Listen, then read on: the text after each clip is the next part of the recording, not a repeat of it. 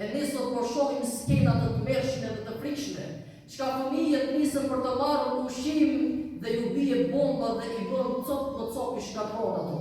Dhe e ndan trupin në 10 pjesë të ndryshme, sepse ka dalur fëmia i uritur të shkojë të marrë ushqim, të marrë ndihmë për ta ngopur barkun e tij. Nga kush po i bie kjo bombë? Po i bie nga ai që s'ka ushqim? Jo. Ai ka ushqim dhe ka miliarda pasuri. Mirë po ai e shikon alternativë ta ngop veten e tij, duke vrarë fëmijë, duke shkatruar popull, duke plotësuar dëshirat e tyre shtazarake, duke shkatruar llojin e vet njerëzor.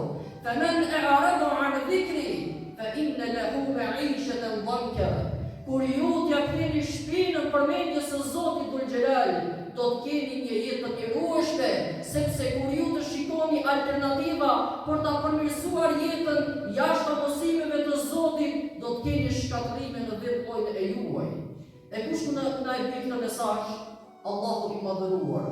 E që Zoti i madhëruar nëpërmjet këtyre mesazheve e përmend njeriu, e përmend zullumçarin, që ai kur mendon se nuk ka forcë çka mund ta pushtojë, kur ai mendon se nuk ka forcë çka mund ta fitojë, Allahu po i thot: "Wattaqu yawman turja'una fihi ila Allah."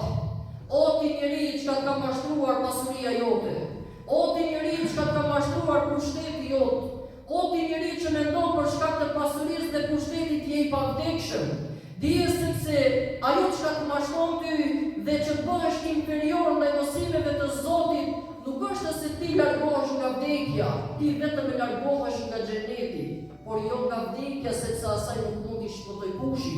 Mirë po, mos harro o ti çka me atë që posedon duart e tua, ke menduar zemrat krijesave të mia. Wattaqu yawman turja'una fihi ila Allah. Ti e frikë ditën kur do të dalësh para Zotit tënd, dhe se ke më pushtetin me vete, e nuk e ke më pasurinë me vete, e nuk i ke më fëmijët të të ndihmojnë, e nuk i ke më ministrat e zëvendësministrat e sekretarët e këshilltarët e ushtarët, nuk i ke me vete më para Zotit Dhul Xhelal.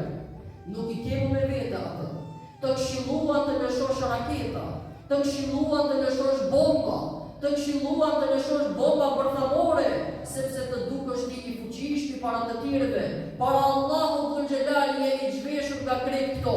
Wattaqu yawman turja'una fihi ila Allah. O njeri, ti e frikë ditën kur do dalësh para Zotit tënd. O ti njeri që je zhytur në harame të përditshme, ti e frikë ditën kur do dalësh para Zotit tënd. O ti njeri që të mashtron pasuria për të fituar më tepër, je zhytur në harame, ti e frikë ditën kur do dalësh para Zotit tënd. O ti njeri që mësimet e Zotit të duken lojë dhe të frikë me këtë jetë, ti e frikë ditën kur do dalësh para Zotit tënd. O ti njeri që praktis namazin dhe as pak dajle duke ke, ti e frikë ditën kur do dalësh para Zotit tënd. Sepse krejt ato forca që të bëjnë të mendosh se je i fuqishëm në dynja, para Allahu Dhul Xhelal je i zhveshur për krejt këtyre, dhe je vetëm ti me Zotit tënd.